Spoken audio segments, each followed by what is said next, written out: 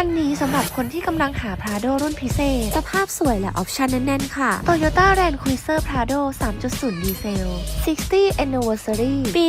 2012 รถ UK สเปคนำเข้าแบบ 32 เครื่องยนต์ดีเซลเทอร์โบ 3.0 เกียร์ออโต้ 6 สปีดพร้อมระบบขับเคลื่อน 4 ล้อค่ะมีประวัติเซอร์วิสศูนย์ Toyota ชั่นจัดเต็มทั้งซันรูฟกล้อง 360 เบาะปรับอุ่นคีย์เลสและเครื่องเสียง JBL คันนี้ราคา